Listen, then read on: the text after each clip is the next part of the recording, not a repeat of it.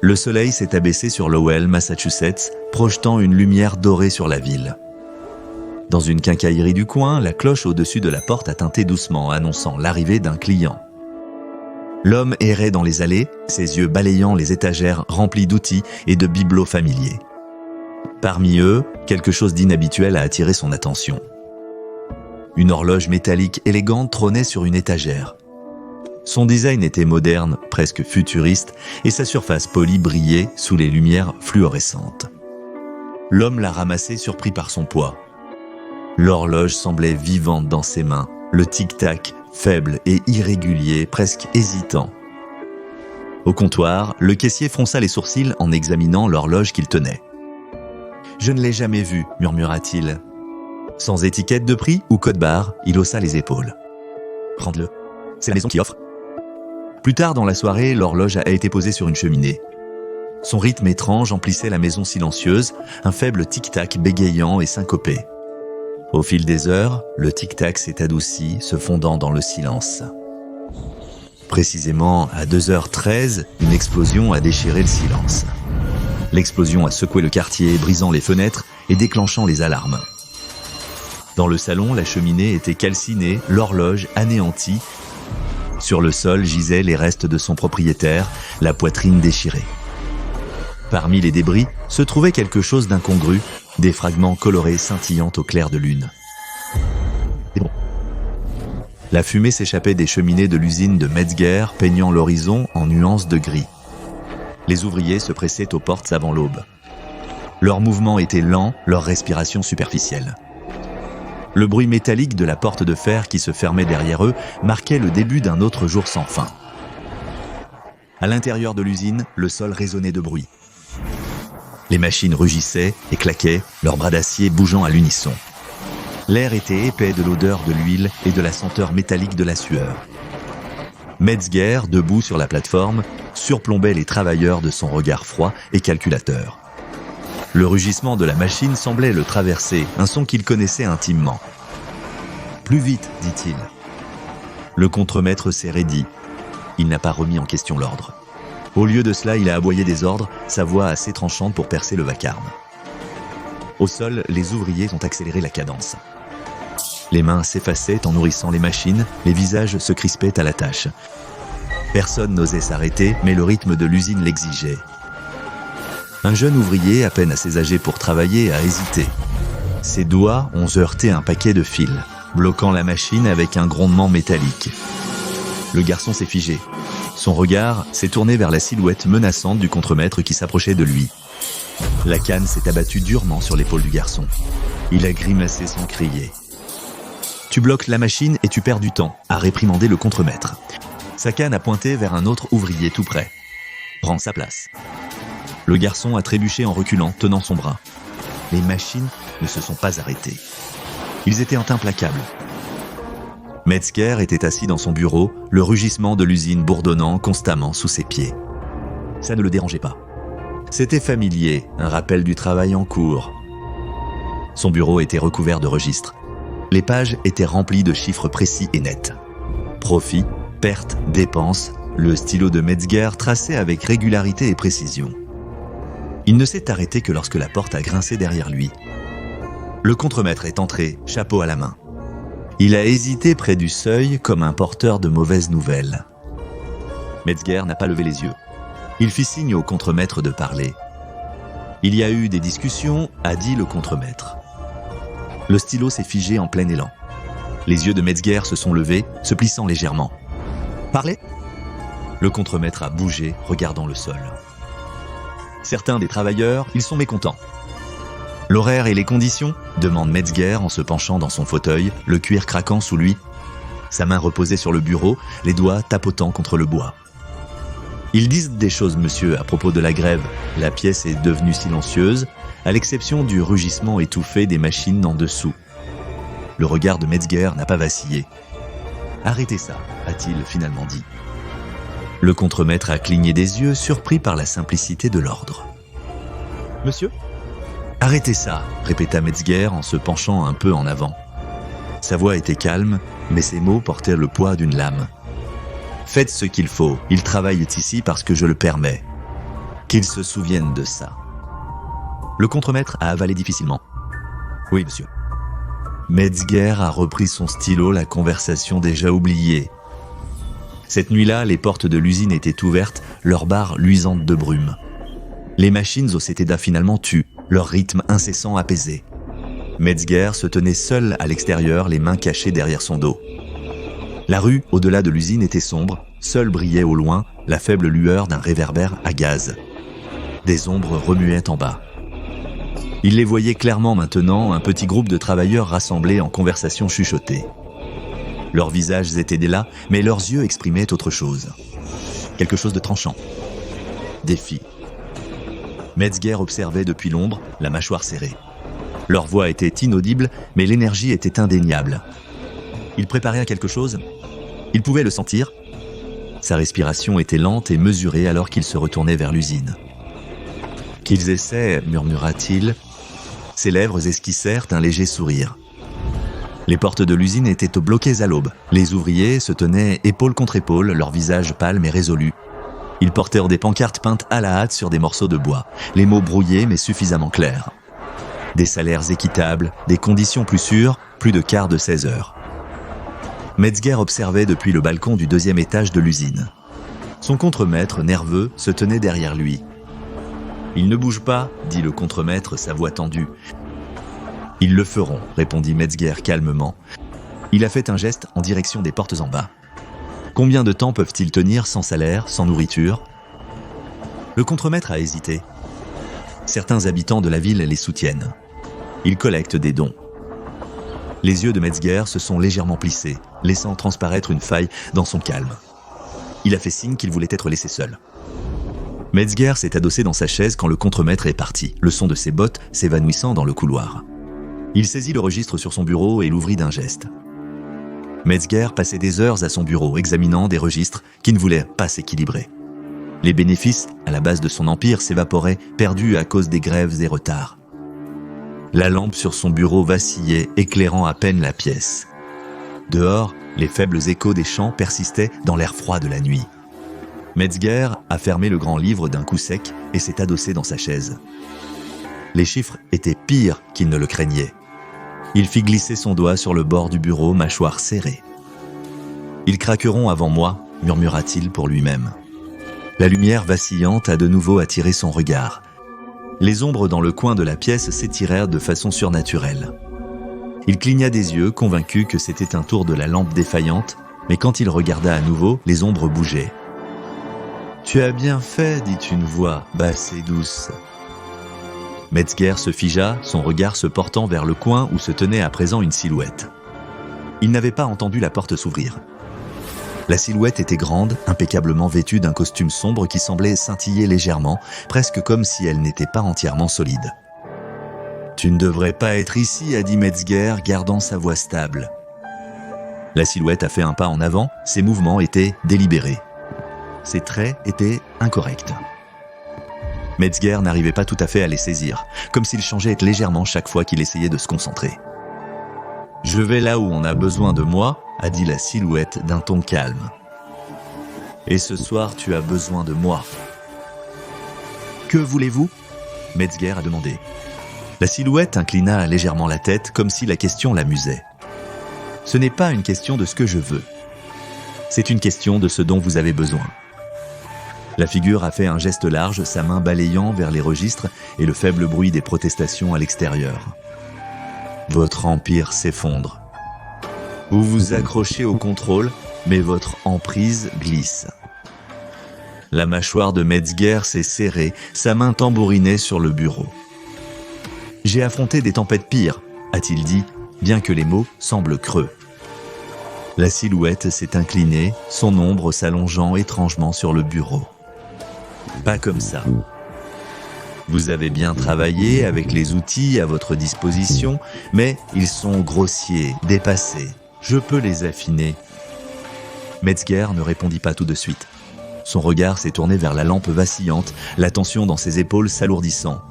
« Que proposez-vous » a-t-il finalement demandé. La silhouette a fouillé dans sa veste et a sorti un étui mince et noir. Elle a posé l'étui sur le bureau, son mouvement étant doux et délibéré. Salut, a dit la silhouette. Des machines qui ne tombent jamais en panne, des travailleurs qui ne se fatiguent jamais, des prophètes qui ne diminuent jamais. Votre empire s'élèvera à des hauteurs dont vous n'avez fait que rêver. Metzger fixait l'étui. Son instinct lui disait de le repousser, mais son ambition le gardait enraciné. Et qu'est-ce que vous voulez en retour ? Le sourire de la figure s'élargit, peu rassurant. Seulement ce qui était nécessaire. La pièce devenait plus froide, la lampe vacillante projetant des ombres erratiques.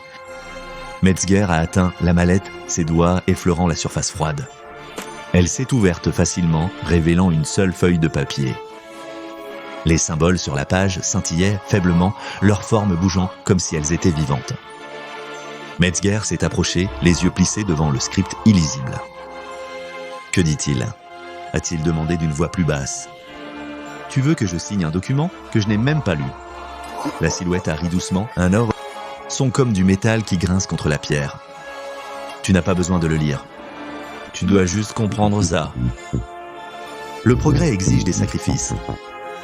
Tu l'as toujours su. » Les mots ont frappé comme un marteau. Les doigts de Metzger se sont serrés en un point, son regard allant du papier au visage. « Et si je refuse ?» a-t-il demandé. La silhouette n'a pas cligné des yeux. Sa présence remplissait la pièce, son ombre s'étirant le long des murs. Alors ton empire s'effondre. Tu deviens juste un autre nom oublié par l'histoire. Une leçon pour le prochain homme qui ose rêver comme tu l'as fait. La respiration de Metzger a ralenti. Ses yeux sont retombés sur le papier, les symboles semblant pulser faiblement au rythme de son battement de cœur. Il a pris le stylo. Le poids de l'objet dans sa main lui semblait anormal. Son nom se formait lentement sur la page, l'encre s'incrustant dans la surface comme si elle était vivante. Alors que le dernier trait séchait, la figure a claqué le boîtier. « Vous avez fait le bon choix », a-t-il dit, en reculant. La pièce s'est assombrie alors que la silhouette se retirait dans les ombres. Quand Metzger releva la tête, il était seul à nouveau. Les planches du sol vibraient sous lui. L'usine a changé du jour au lendemain. Cela a commencé avec les machines. Ils sont arrivés sans prévenir. Metzger ne les avait pas encore commandés. Pourtant, ces choses massives et brillantes et en Odessa étaient là, déchargées de wagons non marqués en pleine nuit. Les travailleurs en parlaient à voix basse, leurs voix tremblant de malaise. Les machines étaient d'une conception totalement inédite. Leur surface le brillait de manière surnaturelle, intacte par la rouille ou la saleté, et leur conception défiait la logique. Des tuyaux se tordaient à des angles impossibles, des engrenages tournaient sans énergie. Les ouvriers juraient ressentir de la chaleur émanant d'eux quand ils passaient trop près, même sans feu à proximité. Metzger observait le contremaître peiner à assembler les équipements le matin de leur installation à l'usine. Il n'est pas intervenu. Son regard était fixé sur le plus grand de tous, une construction imposante qui dominait le centre de l'usine. Les travailleurs l'appelaient le Behemoth. C'était une machine sans pareille, un labyrinthe de métal tordu et de tapis roulants sans fin. Des tuyaux s'étendaient de son noyau, creusant les murs et les sols, comme si l'usine elle-même était vivante. L'entrée du journal de Metzger cette nuit-là était brève mais révélatrice. Le Behemoth ne dort pas. Il respire. Les premiers produits étaient simples, des rouleaux de soie si fins qu'ils scintillaient à la lumière, des outils fabriqués avec une précision qu'aucune main humaine ne pouvait reproduire. Mais la faim du Behemoth grandissait. Il exigeait plus de matières premières et les travailleurs travaillaient sans cesse pour le nourrir. Un jour, le Behemoth a produit quelque chose de nouveau. Metzger a inspecté la ligne personnellement. Ses yeux se sont élargis lorsqu'il a soulevé un petit objet brillant de la bande transporteuse. C'était un jouet, un oiseau mécanique délicat dont les ailes battaient lorsqu'il tournait une clé cachée. Il l'a testé à 2 reprises. Les ailes bougeaient parfaitement, comme si elles étaient vivantes. « Remarquable », murmura-t-il. Mais les ouvriers ne partageaient pas son émerveillement. Ils parlaient du monstre à voix basse, terrifiés, jurant qu'ils l'avaient entendu gémir et trembler tard dans la nuit. Certains prétendaient qu'il parlait sans oser répéter ses propos. Et puis, le monstre a commencé à consommer plus que des matières premières. Metzger l'a d'abord remarqué dans les fiches de temps manquantes où des travailleurs avaient pointé à l'entrée, mais pas à la sortie. Où vont-ils ? Un matin, il a demandé d'une voix tranchante, debout devant le contremaître. Le contremaître a détourné le regard, serrant sa canne entre ses mains. « Je ne les ai pas vus, monsieur. » Les yeux de Metzger se sont rétrécis. « Tu es un mensonge ?» Le contremaître a dégluti sans répondre. La vérité s'est révélée assez tôt. Metzger était descendu au niveau inférieur une nuit, attiré par le martèlement rythmique qui résonnait à travers les murs de l'usine. Sa lanterne projetait des ombres dentelées alors qu'il suivait le son à travers une salle caverneuse qu'il n'avait jamais vue auparavant. Les tuyaux du Behemoth s'étendaient ici, leur surface lisse, avec une substance non identifiable. Le martèlement venait de l'intérieur. La lanterne de Metzger vacillait alors qu'il l'élevait, illuminant les murs. Des os. Ils étaient un petit, presque méconnaissables, mais il n'y avait aucun doute sur ce qu'ils étaient. Il a retenu son souffle. Le bruit des pas derrière lui le fit pivoter. Debout dans l'embrasure de la porte se tenait l'un des nouveaux surveillants, son masque sans visage brillant à la lumière. Metzger ouvrit la bouche pour parler, mais le surveillant ne bougea pas. Au lieu de cela, il inclina légèrement la tête, l'observant. Metzger se retourna et s'enfuit. Les surveillants sont devenus les nouveaux maîtres de l'usine. Ils se faufilaient silencieusement parmi les ouvriers, leurs masques vides et leur posture rigide, troublant même le contremaître. Leur présence silencieuse suffisait à imposer l'obéissance. Ceux qui hésitaient ou questionnaient trop étaient écartés. Ils ne sont jamais revenus. Metzger passe plus de temps dans son bureau. Il évitait le sol de l'usine, évitant la vue des surveillants et les bruits de la faim implacable du Behemoth. Un jour, il a noté le silence chez lui. Sa femme ne l'avait pas appelé ce matin-là. Ses fils, d'ordinaire bruyants et malicieux, étaient introuvables. Metzger a fouillé la maison, sa voix devenant rauque alors qu'il appelait leur nom. De retour à l'usine ce soir-là, il a demandé des explications aux surveillants. « Où sont-ils » cria-t-il, sa voix résonnant dans les couloirs déserts. Les surveillants restèrent immobiles, leurs masques tournés vers lui. « Répondez-moi, rugit Metzger. » Les surveillants ne répondirent pas. Bientôt, la santé de Metzger a décliné. Il a écrit dans son journal de maux de tête constants, de sang qui coulait de son nez sans prévenir. Ses mains tremblaient en travaillant, sa vision se troublait en regardant trop longtemps les machines. Il sentait le regard de l'usine, son bourdonnement s'intensifiant en pleine nuit. La faim du Behemoth était maintenant insatiable. Il consommait tout. Bois, métal, chair. Et il produisait des merveilles. Des jouets qui s'animaient tels des êtres vivants. Des vêtements qui semblèrent briller de leur propre éclat. Des armes que Metzger ne reconnaissait pas mais savait instinctivement étaient destinées à détruire. Le 13 novembre 1915, le corps de Randolph T. Metzger a été retrouvé dans son bureau. Le rapport officiel mentionnait une blessure par balle à la tête. Mais au plus profond de l'usine, la vérité restait cachée. Le cerveau de Metzger a été prélevé, intégré dans le Behemoth lui-même. Sa voix résonnait faiblement dans son bourdonnement sans fin. Un spectre emprisonné dans l'appareil. Et l'usine rugissait encore. L'héritage de Metzger aurait dû s'achever dans ce bureau, son corps brisé et affaissé dans sa chaise. Pourtant, l'usine n'a pas pleuré son créateur. Elle a continué à rugir, son labyrinthe de tuyaux et de machines s'enfonçant toujours plus profondément, consommant et transformant. L'usine a perfectionné ce que Metzger a commencé. Pendant des décennies, il a attendu en silence, un géant de fer endormi sous l'horizon brumeux. Mais les machines ne se reposent pas éternellement. L'attente s'est terminée par des murmures, silencieux au début, portés par le vent et à travers les voix des résidents fatigués de Lowell. Une clé a été trouvée en mouvement sans toucher, un miroir reflétant des visages d'inconnus, des jouets se tortillant sur les étagères comme s'ils étaient agités par des mains invisibles. Le bonbon était le premier fil qui liait tout ensemble. Des pièces brillantes, parfaites, qui apparaissaient dans les maisons et les magasins, glissées dans des sacs à provisions ou laissées sur les comptoirs. Ceux qui l'ont trouvé ont vite appris son prix. Les agents de la fondation sont arrivés de nuit, leurs véhicules noirs tranchant le brouillard de Lowell tel des scalpels. Ils ont exploré la ville, leur rapport s'avérant de plus en plus bizarre à chaque trouvaille. Un ours en peluche qui fredonnait des berceuses d'une voix presque humaine. Une clé qui s'adaptait ergonomiquement à la main de son utilisateur. Un miroir qui montrait quelque chose juste derrière le spectateur, toujours là, toujours en attente. Chaque anomalie les menait à une seule source, une usine depuis longtemps abandonnée, son nom érodé de l'histoire, mais son ombre pesant toujours lourd sur la ville.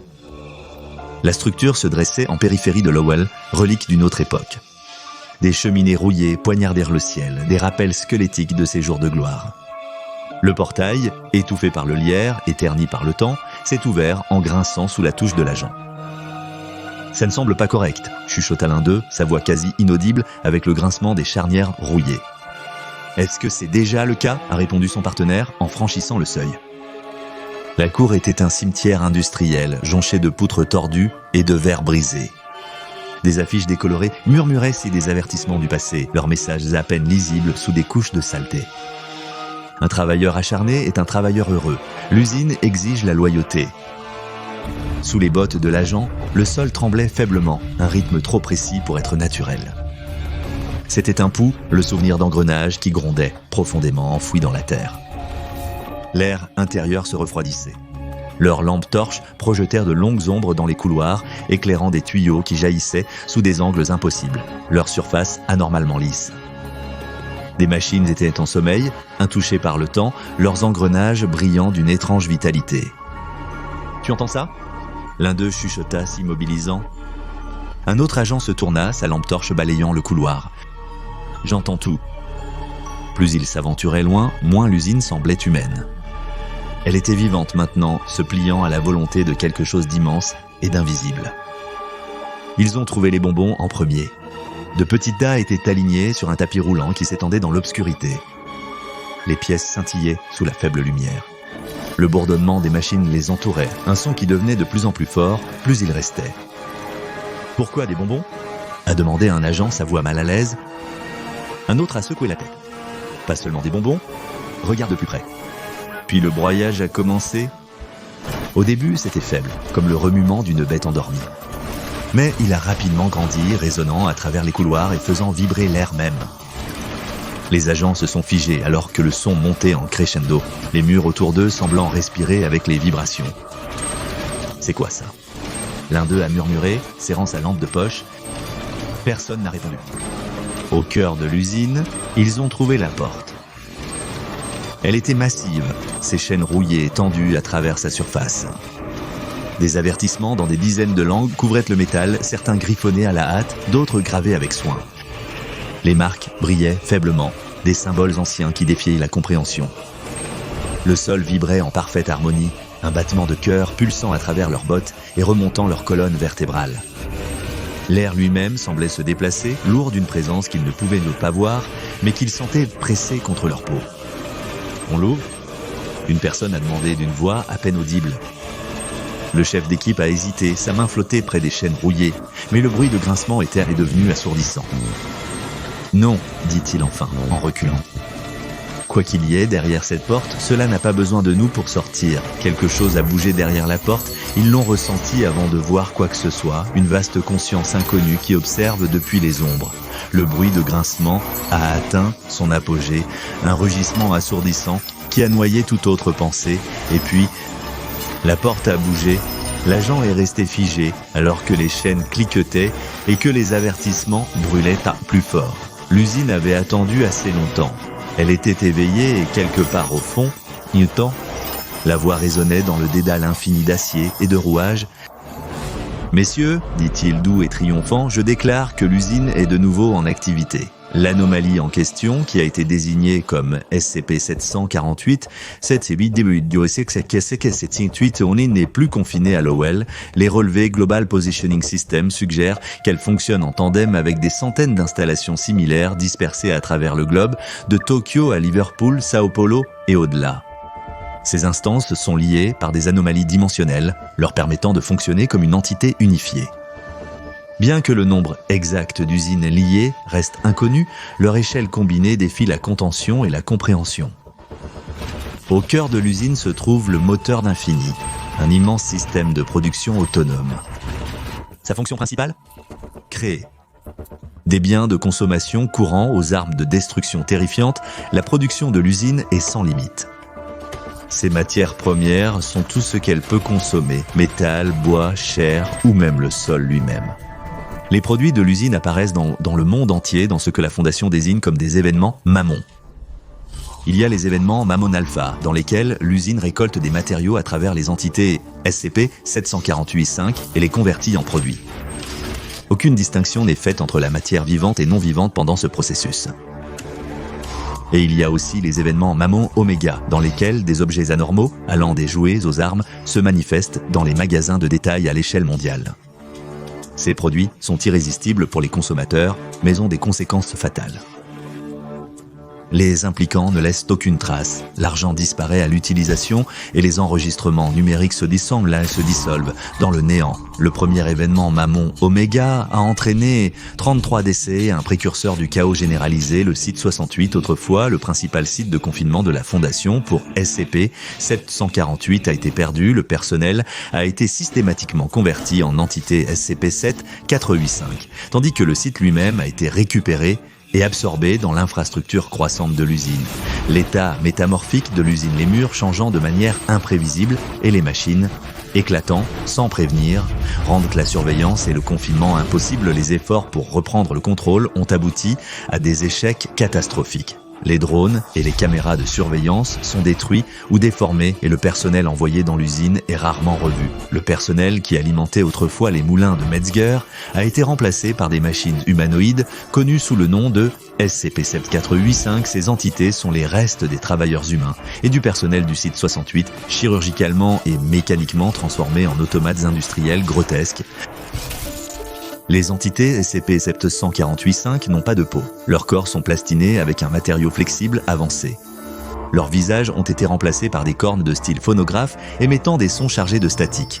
Leurs mains gauches sont remplacées par des outils industriels tels que des scies circulaires ou des faucilles, tandis que des cages en fer sur leur dos portent des matériaux récoltés. Les entités SCP-748-5 peuvent se matérialiser et se dématérialiser, les rendant intangibles et impossibles à retenir physiquement. Ils peuvent s'autodétruire, ne laissant aucune preuve récupérable pour la recherche. Les surveillants se déplacent librement, récoltant des matériaux de manière indifférenciée, étendant l'influence de l'usine avec une précision chirurgicale.